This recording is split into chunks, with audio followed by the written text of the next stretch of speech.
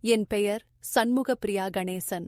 நான் லாடாங் பஹாவ் தமிழ் பள்ளி 6ஆம் ஆண்டு மாணவி. என் கட்டுரையின் தலைப்பு சிறந்த மாணவனின் கடமை. கல்வியில் கவனம் செலுத்துதல். மாணவரின் முதல் கடமை கல்வியில் கவனம் செலுத்துவதாகும். அவர் தனது பாடங்களை உண்மையுடன் கற்றுக்கொள்வதற்கும் தேர்வுகளில் சிறந்த மதிப்பெண் பெறுவதற்கும் தொடர்ந்து முயற்சி செய்ய வேண்டும். கல்வி என்பது மாணவனுக்கு வெளிச்சத்தையும் எதிர்காலத்தில் வெற்றியையும் அளிக்கும். ஆசிரியர்கள் வழங்கும் போதனைகளை கவனமாகக் கேட்கவும் அதை நடைமுறையில் அமல்படுத்தவும் மாணவன் முனைப்புடன் செயல்பட வேண்டும். நேரத்தை மதிப்பது. நேரத்தை வீணாக்காமல் பயனுள்ள செயல்களில் ஈடுபட வேண்டும்.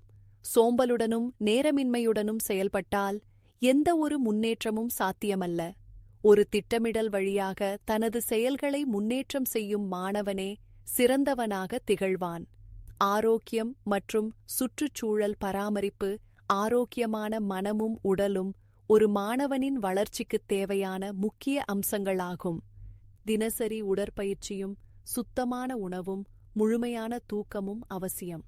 மேலும் சுற்றுச்சூழலை பாதுகாக்கும் எண்ணத்துடனும் செயல்பட வேண்டும். பள்ளியின் உள்ளக சூழல் மற்றும் பசுமை நிலைகளை காப்பதற்கும் முயற்சியுடன் செயல்பட வேண்டும்.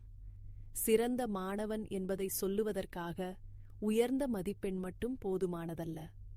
கல்வியுடன் தன்முனைப்பும் நல்லொழுக்கமும் சேர்ந்திருந்தால் மட்டுமே அவன் உண்மையான சிறந்த மாணவனாக திகழ்வான்.